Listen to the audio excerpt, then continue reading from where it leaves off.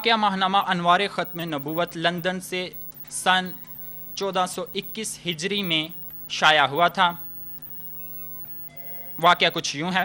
ترکی میں آج سے 4 سال پہلے اگست 2001 میں آنے والے زلزلے کے حوالے سے بعض ترکی اخبارات میں شائع ہونے والے واقعات انتہائی عبرتناک ہیں۔ تفصیلات کے مطابق ترکی کے بحریہ کے کسی اڈے میں جو ساحل سمندر سے بالکل متصل تھا، رقص و سرور کی ایک مجلس منعقد ہوئی جس کے شرکاء 3000 کے لگ بھگ تھے۔ وہاں ناچنے اور گانے والیوں کی ایک بہت بڑی تعداد نے شرکت کی اور شراب و کباب کی خوب محفل جمی۔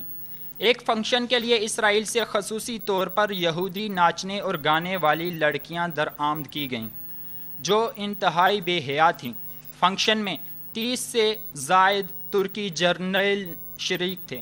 بتایا جاتا ہے کہ اس وقت جب کہ انتہائی بے حیائی اور فحش مناظر پر مبنی محفل جاری تھی کہ ایک ترکی جرنیل نے ایک کیپٹن کے ذریعے قرآن پاک کا ایک نسخہ منگوایا اور اس سے پڑھنے کو کہا۔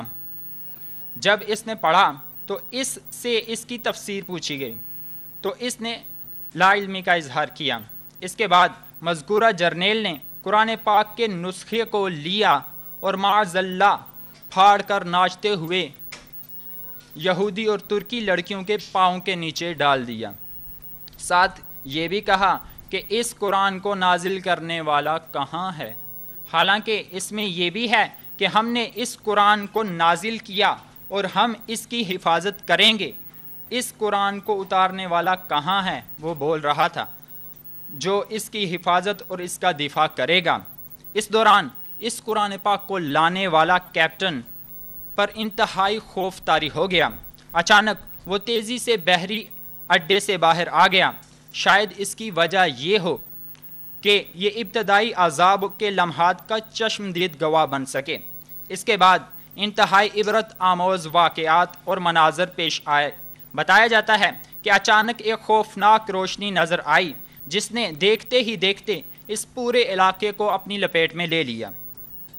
اس کے بعد سمندر پھٹ پڑا اور اس میں سے آگ کے شعلے بلند ہونے لگے، ساتھ ہی لوگوں کی پھٹنے کی خوفناک آوازیں بھی آنے لگیں۔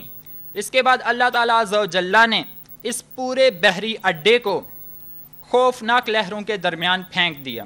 اس کے بعد دوسرے علاقوں کو بھی زلزلے نے اپنی لپیٹ میں لے لیا۔ عجیب بات یہ ہے کہ مذکورہ پروگرام میں شریک ترکی، امریکن اور اسرائیلی فوجیوں اور ناچنے گانے والیوں کی لاشوں کا کچھ پتہ نہ چل سکا کہ وہ کہاں گئیں۔ تمام تر وسائل ہونے کے باوجود اب تک وہ لاشیں سمندر سے نہیں نکالی جا سکیں۔ ان لوگوں نے اللہ تعالیٰ عز و جل کی غیرت کو للکارا تو اللہ تعالیٰ عز و جل نے انتقام لے لیا۔